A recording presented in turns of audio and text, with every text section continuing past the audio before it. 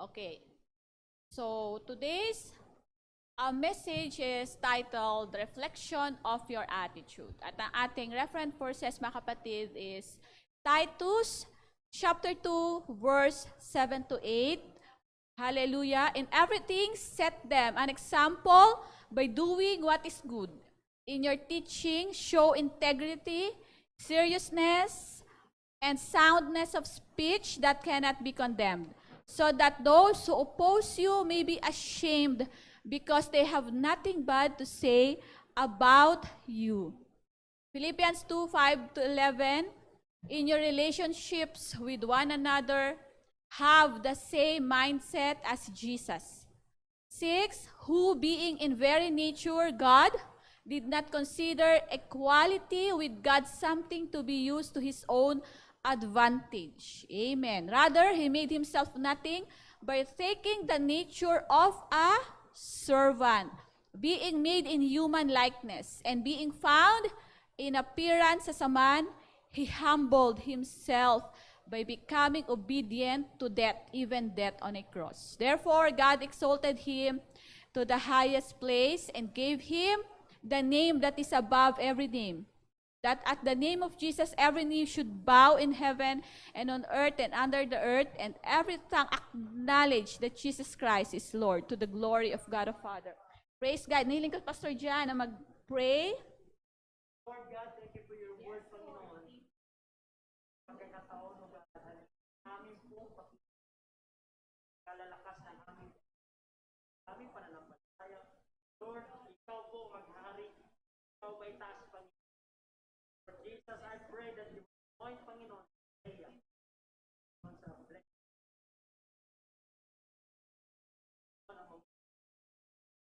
all the glory and praise. Amen. Praise God. So, maaari na po tayo makaupo, mga kapatid. Hallelujah. Sabi, attitude daw. Nababasa ba? Maliit. Okay. So, that's why dapat may Bible tayo lagi, mga kapatid. Okay. So, sabi nila, attitude daw is your behavior or action towards someone, circumstances, and person. Amen? Why? Because we cannot give an attitude, mga kapatid, to something that do not hinder us or yung hindi tayo pinoprovoke. Amen? Do you believe, mga kapatid, that your attitude is the reflection of the person whom you are talking with? Amen? Ganito siya, mga kapatid. For example, meron kang isang tao na kilala. Sa'yo, hindi siya mabait, hindi siya mapagbigay, hindi siya, sasabihin, usually ito yung naging conflict. Sasabihin niya, parang hindi niya ako feel. Have you experienced that? Yes, amen. Have you asked yourself or have you wonder why? Natawa si Sister Jen. Yan. That's it, mga kapatid. Because sometimes, mga kapatid, our attitude is just the mirror of who you are, mga kapatid. Diba? Minsan, pag mabait yung tao sa atin, mabait tayo sa kanya. Pag pinapansin niya tayo, pinapansin natin siya. Oh, okay. No negative thinking aside, mga kapatid. I'm just describing the real attitude of a human, mga kapatid. Amen? Pero syempre, pag ito, hindi ka masyado pinapansin, hindi ka masyado binibigyan ng gift or something, so hindi ka rin ganon. Right? Amen. So, praise God. So, the Bible standard of attitude, mga kapatid, is based on Christ's attitude. Amen? So, anong sabi doon? Sabi niya, in relationship with one another, have the same mindset as Jesus Christ.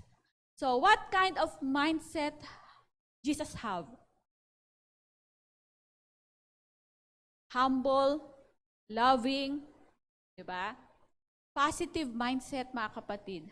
Amen? Who, being in nature of God, did not consider equality with God something to be used to his own advantage. Hindi mapang lamang. Amen? So, sino dito naka-experience ng malamangan? Wala? So, ibig sabihin, joke lang mga kapatid. There are times mga kapatid, kapag nalalamangan ka, ibig sabihin mga kapatid, you have this little humble spirit mga kapatid. Why? Kasi yung mga taong mapanglamang, they are very wise. Diba? They take advantage of your weakness. Praise God. Kasi kung strong ka, hindi ka naman nila iti-take advantage. Right? Yun, mga kapatid. Hallelujah. So be happy. Sabi sa Beatitude. Praise God. Blessed are the meek. Amen. Sabi dito, rather he made himself nothing by taking the very nature of a servant, being made in human likeness. Amen. So praise God. Diyos siya, pero alam niya kung paano maglingkod, mga kapatid. Amen. Praise God. And being found in appearance as a man, he humbled himself and became obedient to death, even death to a cross. Amen. He gave his own life for us, mga kapatid. Diba? Hallelujah. Kahit mahirap, mga kapatid, he sacrificed himself. Can we do that, mga kapatid? Kapag yung isang tao hindi mo kilala? No. Usually nga, wala tayong pake. Amen? Praise God. But, what? God break that attitude, mga kapatid. He offered himself just for us to have that great salvation na experience natin ngayon, mga kapatid. Amen.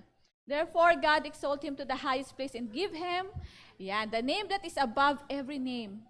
That at the name of Jesus, every knee should bow in heaven and in earth and under the earth, and everything acknowledge that Jesus Christ is Lord, to the glory of God and Father. Amen.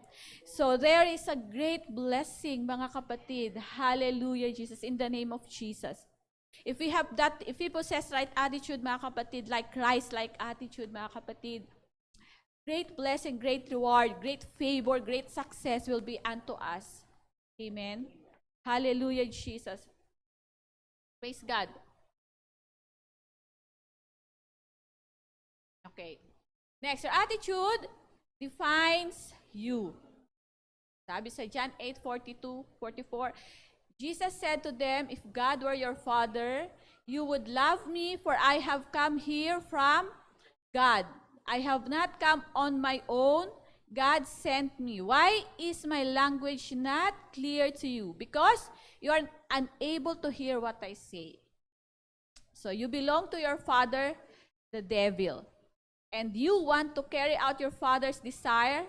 He was a murderer from the beginning, not holding to the truth, for there is no truth in him. When he lies, he speaks his not his native language, for he is a liar and father of lies. So ano sabi sa 1 John 3:5, mga kapatid? Everyone who hates his brother, he is a murderer. Amen. So 1 John 2:4, whoever says, I know him, but does not keep his commandment, he is a liar, mga kapatid. So our attitude defines who is your God, mga kapatid. Amen. Kung ang Diyos na sinasamba mo, mga kapatid, ay mapag-ibig, hallelujah, mapagbigay, may humble spirit, mga kapatid, you should be like that. Amen.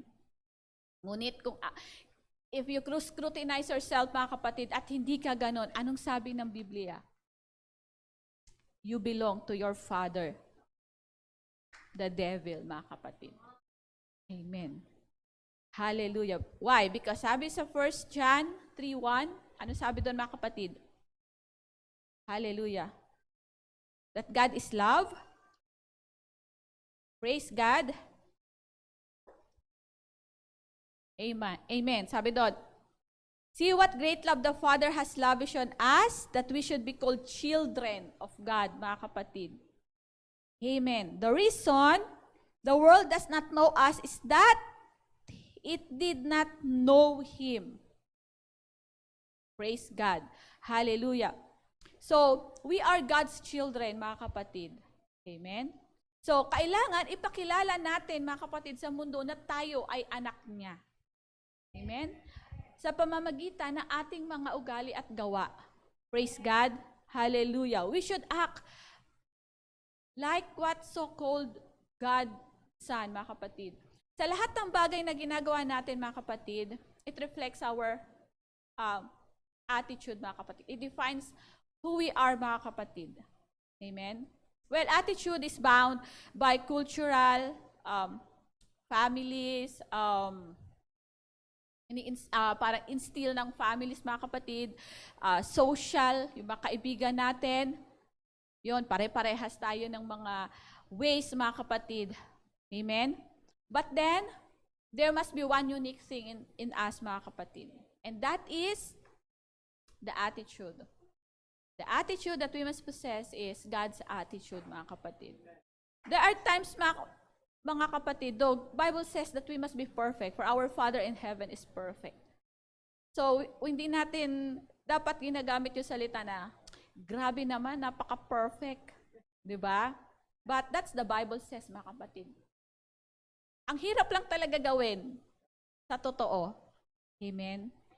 Hallelujah. Because we are subject into sin, mga kapatid. But if we read the Bible, mga kapatid, that sin was already washed by Jesus' blood, mga kapatid. So, ibig sabihin, mga kapatid, we already possess the name of the Lord.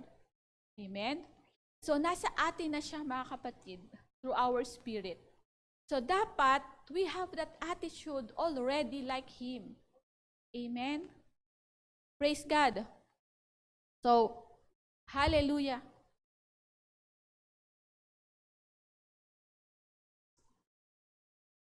Okay. Your attitude is a choice. Amen. Sabi dito, Philippians 2:27, whatever happens, conduct yourself in a manner worthy of the gospel of Christ, and whether I come and see you or only hear about you in my absence, I will know that you stand firm in the one spirit, striving together as one for the faith of the gospel. Amen. Do nothing out of selfish ambition or vain conceit. Philippians 2:3-4. Rather, in humility, value other above yourself, not looking to your own interest, but each of you to the interest of others. Amen. Sabi, mga kapatid, the greatest challenge of our attitude daw is not when we are inside the church. Amen? But the greatest challenge of our attitude is when we are outside, having with non-Christian friend. Amen? Kasi we are influenced by people around us, mga kapatid. O dapat ba they influence us or we influence them on a good way, mga kapatid? So, doon tayo magkakasubukan, mga kapatid. So, no matter difficulties come on our way, we should be the same that of Jesus Christ. Why? Because Jesus maintained a perfect attitude in every situation. Hallelujah. Diba? There are things, mga kapatid, that we cannot contain or we cannot control. Amen?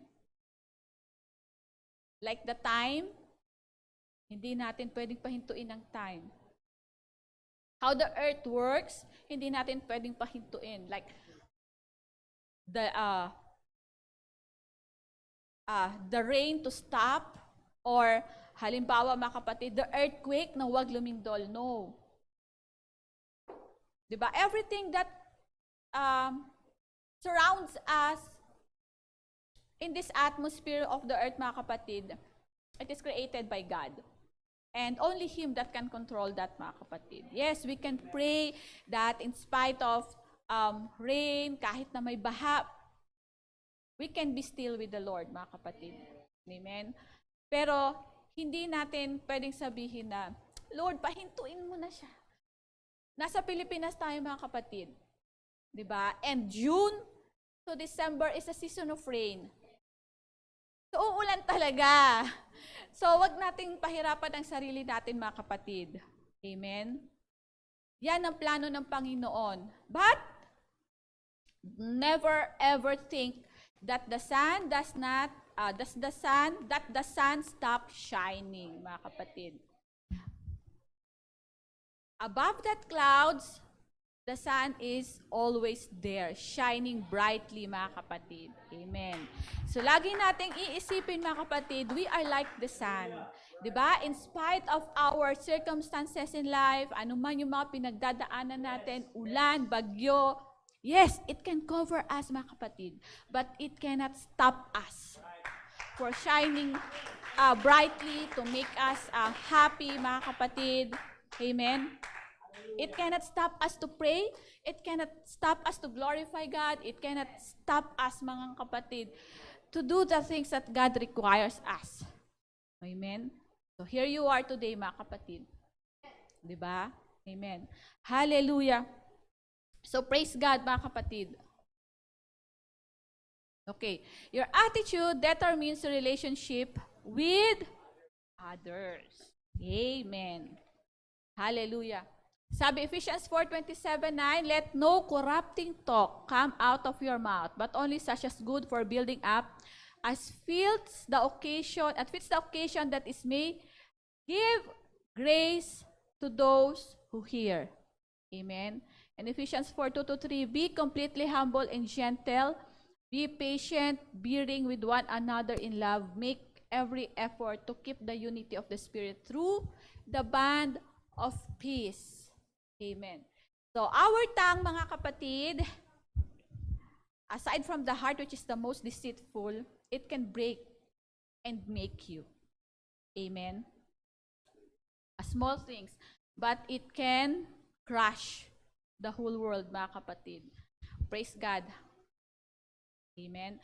So, let us be watchful, mga kapatid, with our words, mga kapatid, when we have that conversation. Sabi, to effectively communicate, we must realize that we are different in the way we perceive the world and use this understanding as a guide to our communication with others, mga kapatid. Sabi ko nga, our attitude is bound by different experience, background natin, mga kapatid. But when we speak, mga kapatid, let us speak with understanding, mga kapatid. Amen? Huwag yung pinipilit lagi natin yung gusto natin, pinipilit lagi natin yung tama natin, mga kapatid. And judging others, mga kapatid. Diba? Ganyan siya kasi ganito. No. No. Isa lang ang tatay natin, mga kapatid. Hallelujah. Si Jesus Christ lang. So, yun lang yung attitude na dapat nating i-possess, mga kapatid. Amen? So, when we speak, mga kapatid, let us make words to build up others. Yung makakaangat sa bawat isa, mga kapatid. Diba? Not filthy words, mga kapatid. Yes, we sometimes throw jokes just to lighten up the atmosphere, mga kapatid. Yes, it's okay. But watchful tayo, mga kapatid, when someone offended. Amen. And if you are offended, mga kapatid, hallelujah, use your understanding, mga kapatid. Amen. So, ganun yun, mga kapatid eh. If you do not want a stressful life, mga kapatid, it is just how you react to others' person attitude. Amen. Kapag may sinabi siya na offend ka, so it's a foul, mga kapatid. Pero sa'yo lang yun. Sa kanya, hindi. Amen. So, what will happen kapag tinanggap mo siya? Diba? You know the jar of water, mga kapatid. Kapag shake mo yan, ang tendency niyan, matatapon siya, mga kapatid. Pero kung konti lang yan at shake mo, hindi yan siya matatapon, mga kapatid. Why? The reason is you have so much water, so much you have punong-puno yung vessel mo, mga kapatid, that you cannot accept yung mga sinasabi nila. Even it's true. Sometimes jokes are half meant true. Amen? If you think about that, mga kapatid. And sabi ko nga, once you have that attitude, it just reflect who you are, mga kapatid. That person says that to you, sinabi niya yan sa'yo because he sees it to you. Kahit joke yun. Amen? So, ikaw, magagalit ka. Right? Pero, think it over, minsan ganun ka. Diba? Praise God. So, wag tayong masyadong overly sensitive, mga kapatid, to other people so that maiwasan natin yung mga stress natin sa buhay, mga kapatid. Amen? Sabi nga, in order for you to prevent stress, di ba, merong mga stressor. Behavior of people, circumstances in life, it's up to you kung paano kang mag-react doon, mga kapatid. If you want a happy life, so, kailangan you act positively. Amen? So, kung hindi mo siya tatanggapin, talagang mapupuno ka, mga kapatid. Amen? Minsan kasi, understanding and acceptance is, what? Magkapatid kasi yan. Pag sinabihan ka na ganito, think about of yourself. Bakit niya sinabi yun? Minsan kasi in denial tayo, right? Because of our pride. Hindi ako ganyan. But why don't you accept, understand, and change, mga kapatid? Amen? Kapag may sakit ka, mga kapatid, sabihin, may sakit ako, halimbawa, sakit sa puso, hindi niya matanggap. Hindi niya kasi alam yung sakit sa puso na gagamot pala. So, ayaw niyang pumunta sa doktor. Ayaw niyang magpa-check up. Ayaw niyang uminom ng gamot. Then, the tendency is, mamamatay siya ng maaga, right? But, kung in-accept niya, kasi through acceptance, mga kapatid, there is cure. Kapag in-accept natin yung mga salita ng Panginoon, kaya tayong pagalingin ng Panginoon spiritually, mga kapatid. Amen? The reason kasi, kaya hindi tayo gumagaling spiritually is kasi nagre-resist tayo. True? Hindi ako ganyan, Lord. Hindi ako ganyan. Praise God. But if we, like the scenario of Garden of Eden, mga kapatid. Hindi ako yun. Sinabi kasi niya, see? But if we know how to accept our sinful ways, mga kapatid, God is ever-loving God. He is forgiving, mga kapatid. Kaya niyang patawarin kahit ano pang uri ng kasalanan ng meron ka, mga kapatid. Well, God's forgiveness has not freed us from every consequences that we have. That's a reminder, mga kapatid. If you do that, you have done that. But watch out for God's consequences. At least you have forgiven, mga kapatid. You can change your ways. You can change your life, mga kapatid. You can start over, mga kapatid. Amen? That's the grace of God. Hallelujah. We can start over and over and over again, mga kapatid. Ganun kabuti ang Panginoon. Hallelujah. Okay. The true attitude. Bakit true attitude? Hallelujah. Because it possesses something that we must have in order to build a relationship with God and with others, mga kapatid. Remember the two greatest commandments that the Lord gave? Love God with all of your heart, with all of your soul, with all of your mind, and love your brothers as yourself. So, true attitude, mga kapatid, possess a positive mindset. Philippians 4:8, finally, brothers and sisters, whatever is true, whatever is noble, whatever is right, whatever is pure, whatever is lovely, whatever is admirable, if anything is excellence or praiseworthy, think about such thing. God does not say, mga kapatid, na, di ba, true, sinabi niya bang whatever is lies, noble, or whatever distracts us, right, whatever is wrong, pure, whatever defile us, mga kapatid, whatever is lovely or hated us, whatever, sabi niya, admirable, di ba? hindi ka aya-aya, excellence or praiseworthy, mga kapatid. No, God does not say negative things in His Word, mga kapatid. Sabi niya, ito yung mga bagay na dapat nating isipin. If we have that positive thinking, mga kapatid, it reflects on our action. It reflects on our speaking, mga kapatid. Amen. It reflects the way our life is. Amen. Hallelujah. Praise God. Diba? We cannot have pure thoughts, life without reading ourselves on negative things or that defile us. So, in order for us to have a positive life with Christ, mga kapatid, kailangan natin alisin isa-isa yung mga bagay na nakakapagpadumi sa atin. Greed of money, hatred, mga kapatid, amen. Selfishness, mga kapatid, amen. Hallelujah. So find something. Next is you can find something, mga kapatid, or someone that influence you positively. Amen. Reading your scriptures. Listening to Christian music. Having conversation, mga kapatid, with peers that you have same mindset. God-like mindset, mga kapatid. Amen. Hallelujah. Kasi, sabi ko nga, the attitude reflects only kung ano yung mga bagay na na-expose tayo, mga kapatid. Diba? If we have that, mga selfish desires, mga kapatid, yun yung nagre-reflect sa atin. Yun yung mga bagay na ginagawa natin. Nakakapag-trigger tayo na gumawa ng kasalanan. Amen? Hallelujah.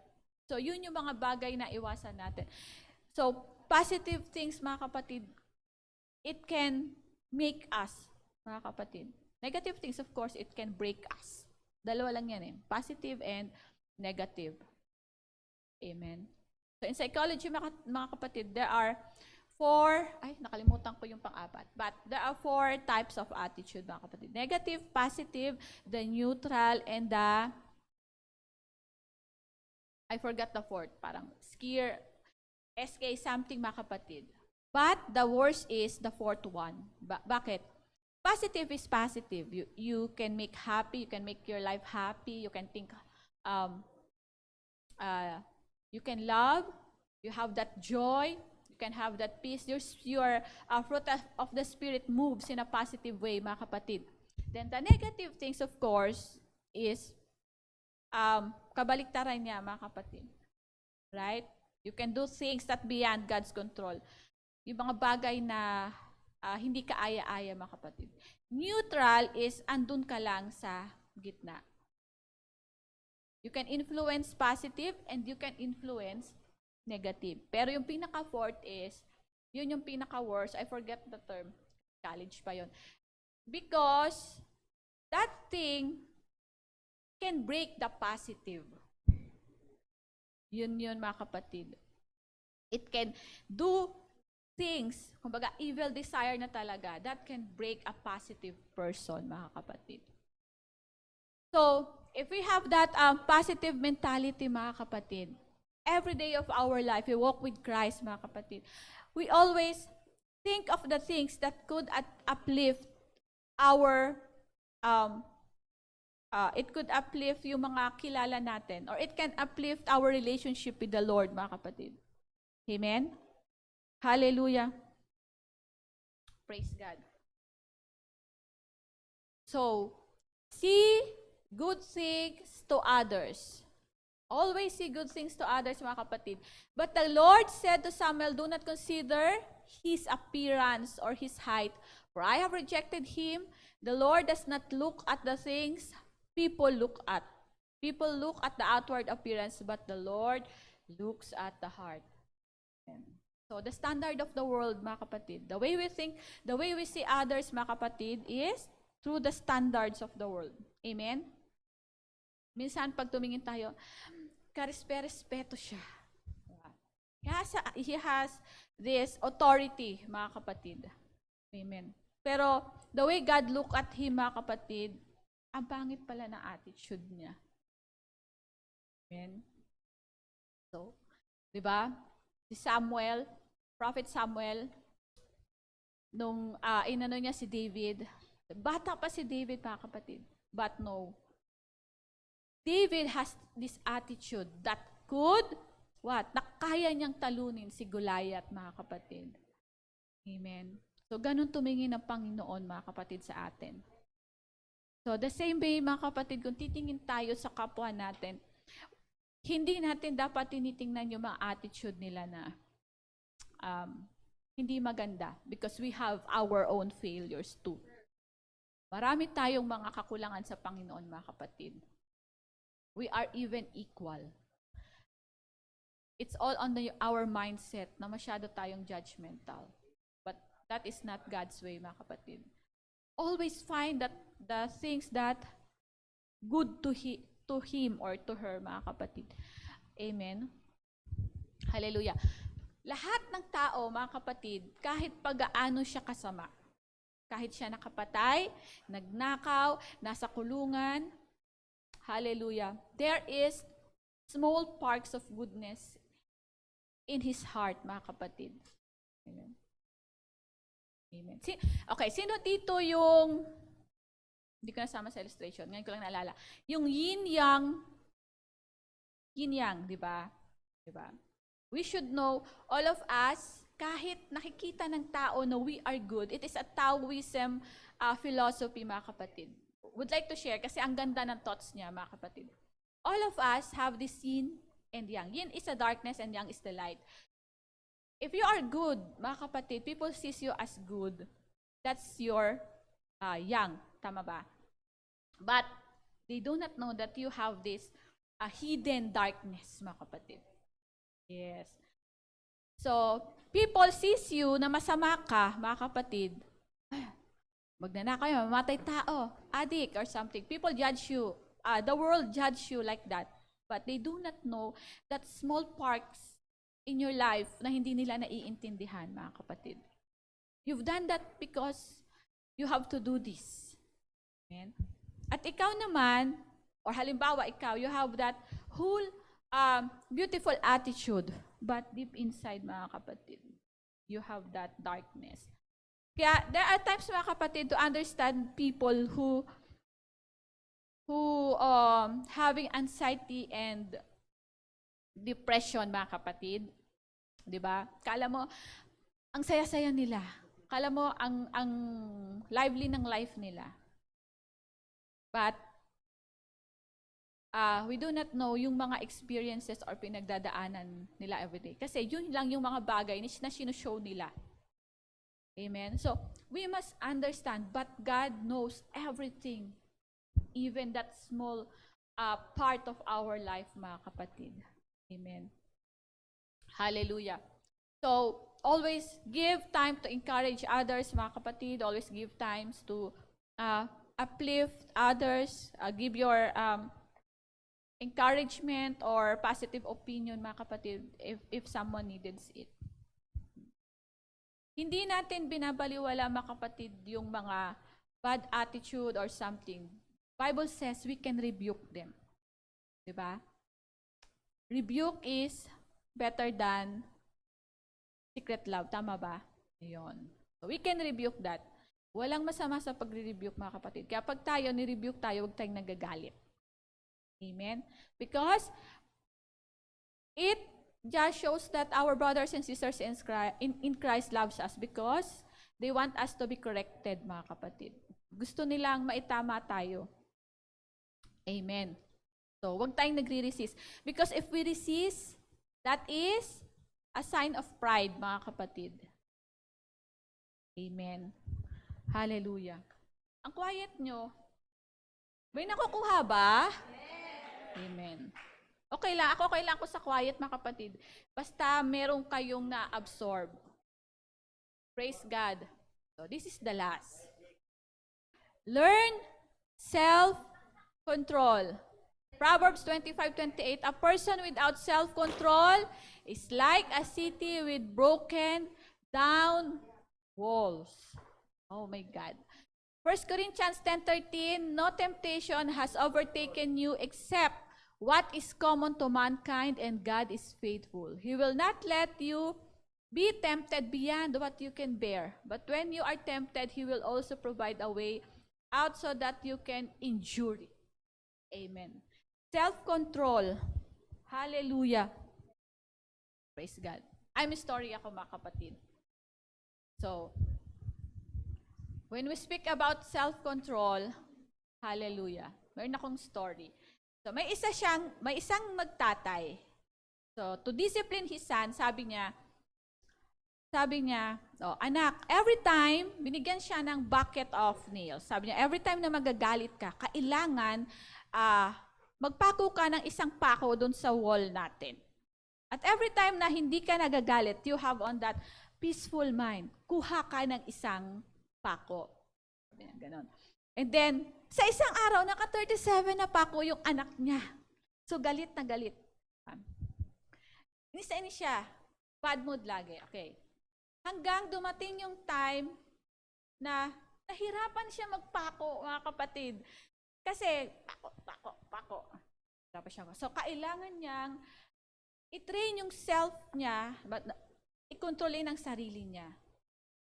So, over the time of the day, mga kapatid, na-control niya na yung sarili niya. Ay, Lord. So, tanggal siya ng pako. Nainis siya, pako na naman siya. Tanggal siya ng pako. Hanggang dumating yung time, mga kapatid, natanggal niya na lahat ng pako. And naisip niya, mga kapatid, sabi niya sa tatay niya, Tay, mas madali pala magtanggal ng pako kaysa magpako dun sa wall natin. Diba?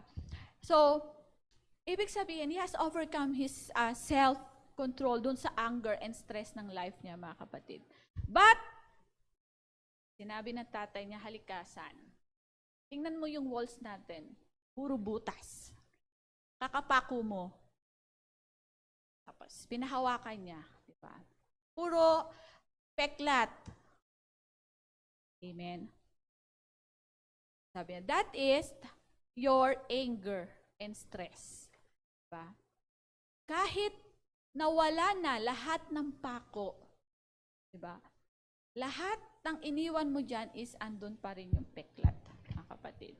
So what I am trying to say is, what his father's trying to say, mga kapatid, is, walang magandang maidudulot yung kanyang pagiging magagalitin.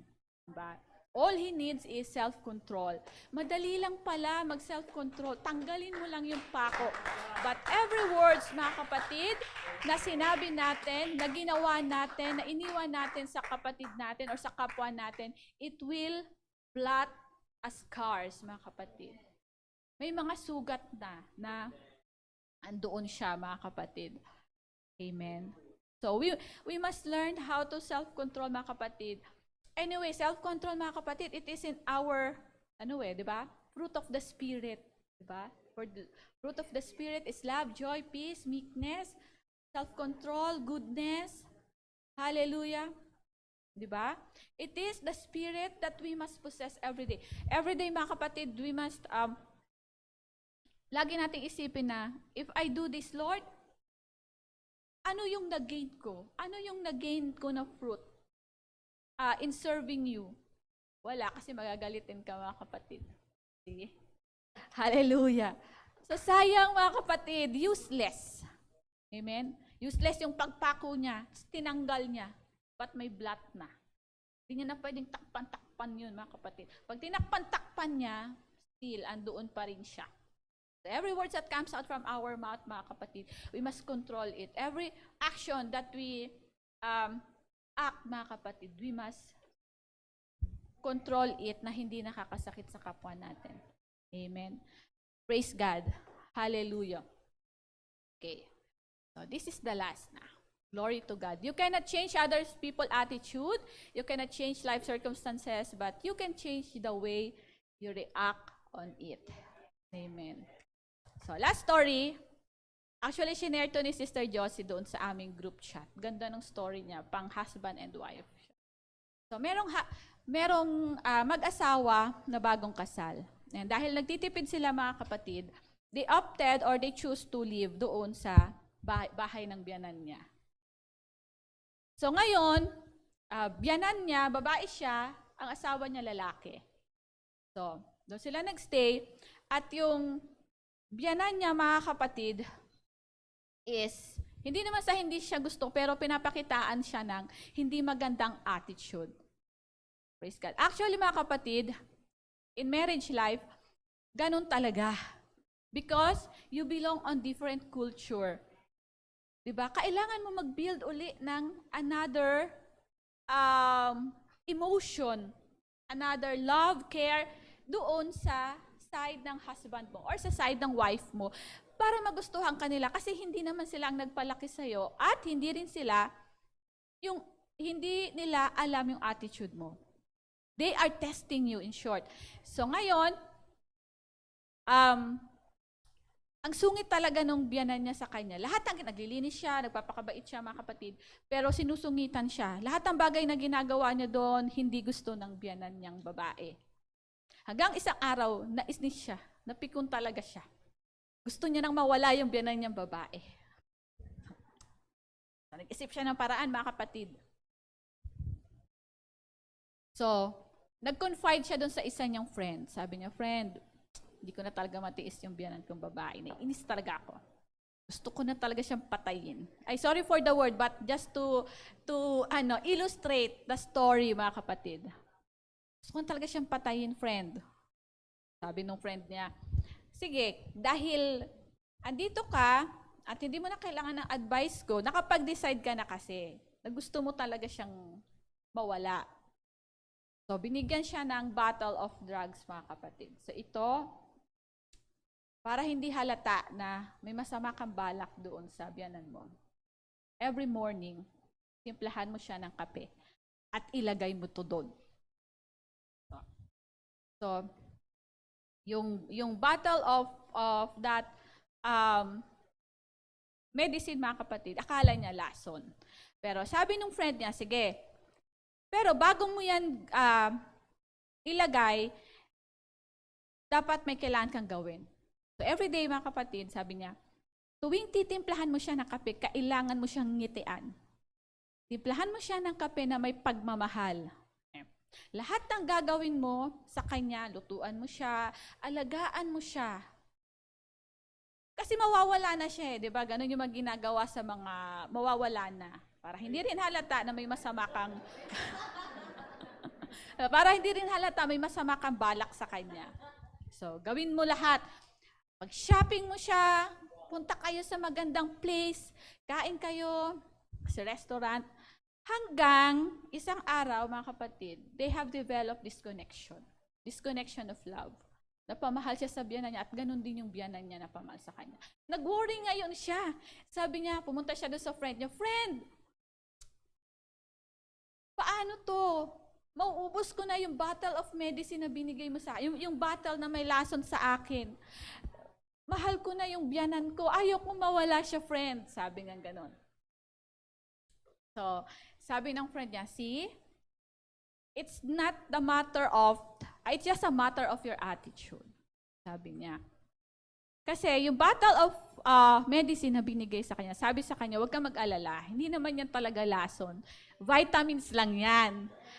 I'm just teaching you that what your attitude, kung ano yung attitude na pinakita mo yung sabyanan mo, it will reciprocate back to you.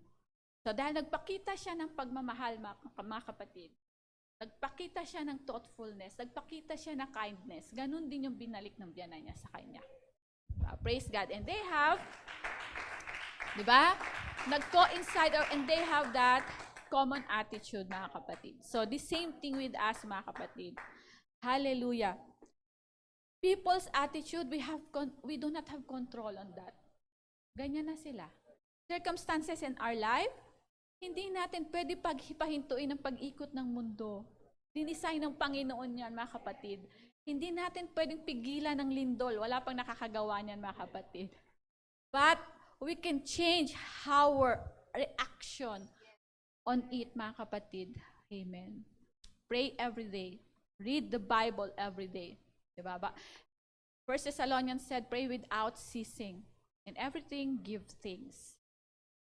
And we must magtanim tayo ng positive attitude, mga kapatid, towards others. That what is God's attitude, at attitude of humility, loving kindness, compassion, mga kapatid. Yan yung attitude na dapat nating ma-adapt na galing sa Panginoon, mga kapatid. Praise God. Glory to Jesus. So, binabalik ko na kay Pastor.